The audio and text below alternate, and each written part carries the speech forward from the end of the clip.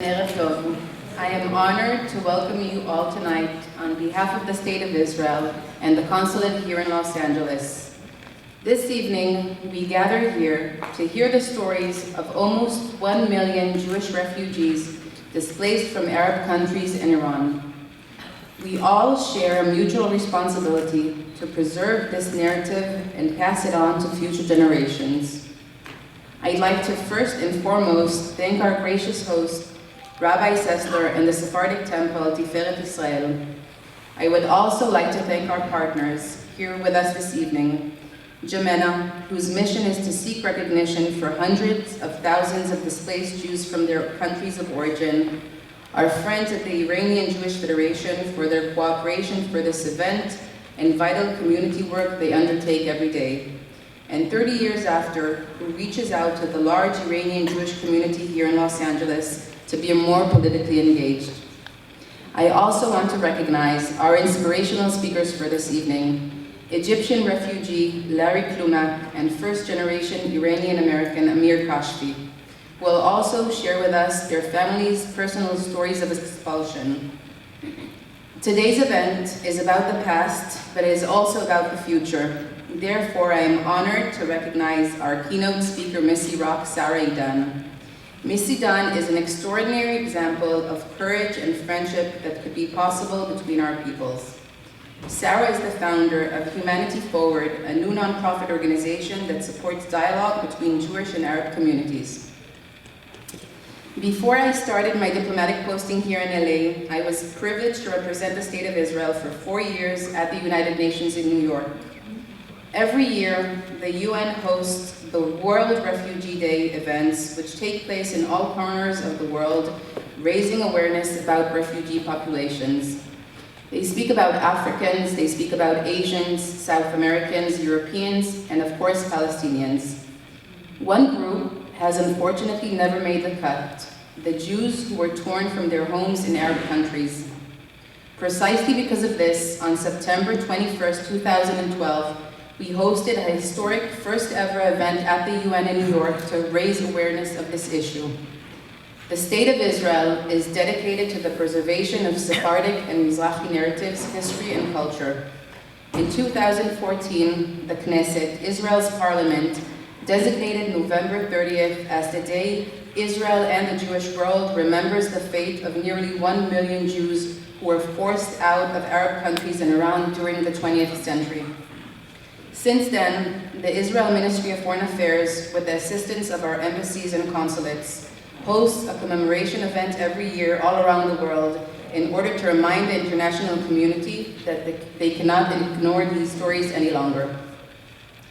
For over 2,500 years, hundreds of thousands of Jews resided in areas that are today Arab countries in Iran. Today, unfortunately, there are only a few thousands that remain. Their story is no less real, no less painful, and as we tell their stories, it is important to be clear of why these Jews from Arab countries were forced to leave their homes.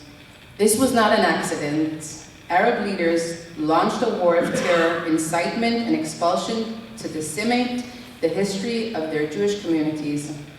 Their efforts were systematic, deliberate, and planned.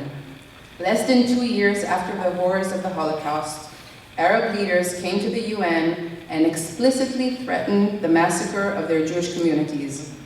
On November 14, 1947, just 15 days before the UN voted to petition the British Mandate of Palestine, an Arab representative came to the UN and threatened, and I quote, "If the United Nations decide to petition Palestine, it might be responsible for the massacre of large number of Jews."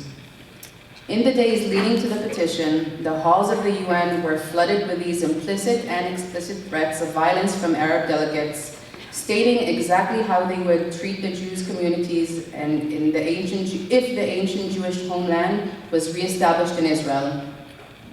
Sadly, the world stood idle as these threats of violence were followed through and anti-Jewish violence erupted across the Middle East. Bombings at Jewish institutions, mobs destroying synagogues and Jewish cemeteries, state-sponsored pogroms killing thousands. In 1947, the Arab League instructed its members to freeze Jewish assets and declare Jews to be enemies of the state. New laws prevented Jews from public worship and forced them to carry Jewish identity cards. Billions of dollars of their property and assets were seized. Think about this. The total area of land confiscated from Jews in Arab countries amounts to nearly 40,000 square miles. This is 5 times the size of Israel. To this day, nearly 70 years later, Arab countries have never been held accountable for their actions, creating nearly 1 million refugees. I am very proud to stand here tonight representing the State of Israel, the country that immediately embraced more than 600,000 of these Jewish refugees.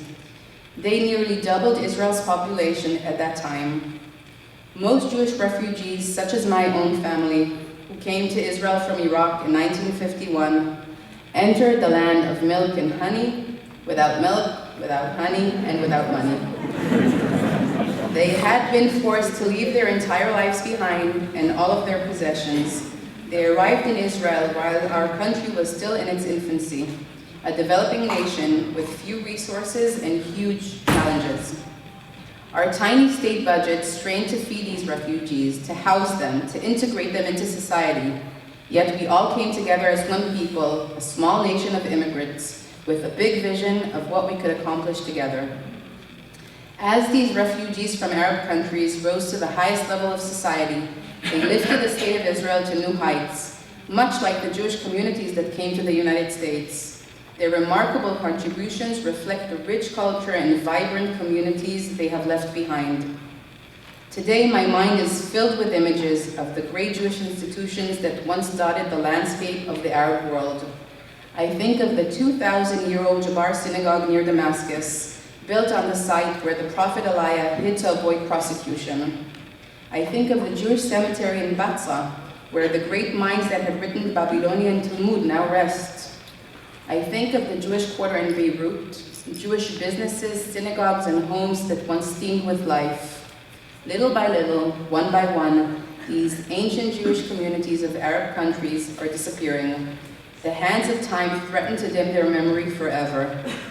Yet, there is still time for us to speak with truth and to bring the history to these refugees to the world's attention. I look across the stage at everyone at this room, and I see many who lived this painful history.